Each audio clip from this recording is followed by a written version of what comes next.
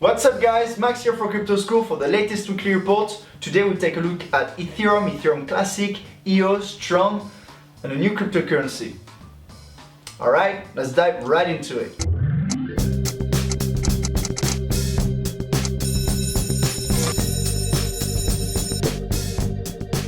If it's your first time here, I'm Max, and at Crypto School we are master students in computer science and investors in cryptocurrencies. And our purpose is to teach you all about them in an easy to understand way. So if you're interested to learn more, consider subscribing. So we talked in previous weekly reports about the EOS mainnet launch. So that they're going to build their own blockchain and withdraw from the Ethereum blockchain. Well, right before this happened, this week, it spiked by 15%, the price of EOS. So this really shows how people are excited about EOS and the new mainnet. Each good news brings EOS a new price rise. And Tron did the same thing. They launched their own mainnet, their own blockchain to withdraw from the Ethereum blockchain. But the result on the price was not the same actually. They lost 13%. Which is the opposite of what EOS did.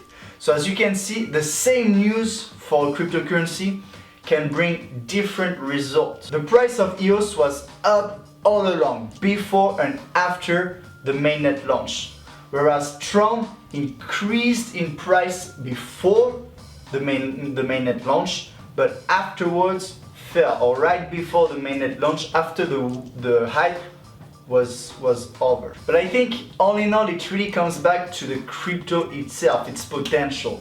Tron has a lot of potential in general. It's seen as a cryptocurrency with a lot of potential, but it is very specific. It has a specific application. Whereas EOS is very vast and its purpose is to compete with Ethereum. So it's very vast, so it brings a lot of new investors. Now let's talk about the Ethereum Classic. They have just forked their blockchain to remove the difficulty bomb problem. So the difficulty bomb was created to limit the mining of block over time.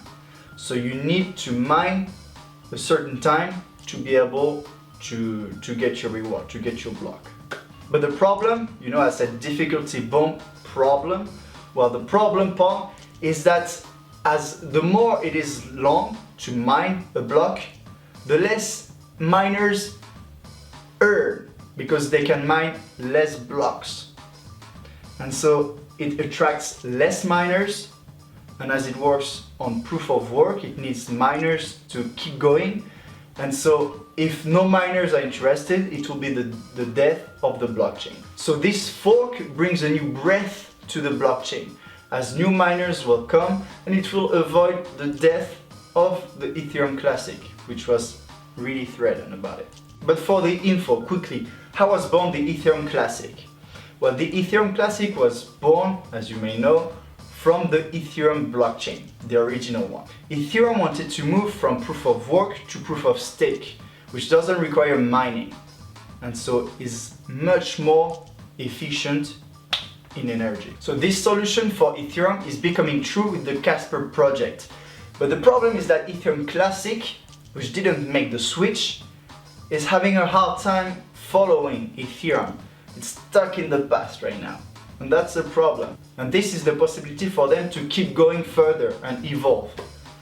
Our advice at Crypto School is not to invest in Ethereum Classic. The technology is far behind compared to even Ethereum. And if you compare it to EOS and others, well, I wouldn't invest in it. Now let's take a look at a new cryptocurrency. It's called Zilliqa. It has just updated their project.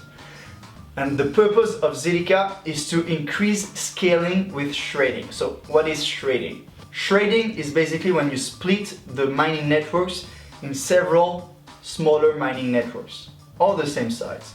And you have one that is controlling that is connecting all the others. And possibly one above that controlling even more. So the scaling is unlimited. Zilliqa brings this, the unlimited scaling, but even wants to compete with Ethereum and other big cryptocurrencies, by having lower fees and faster transactions. So it's really a cutting-edge technology here. Zilliqa is moving up all the time since its release in January. The price is rising. They announced that they will launch their own mainnet in 2019. And the price reacted with an increase of 14% right after the announcement. So I would advise you to take a look at this cryptocurrency. If you're looking for new investments, it is our investment tip.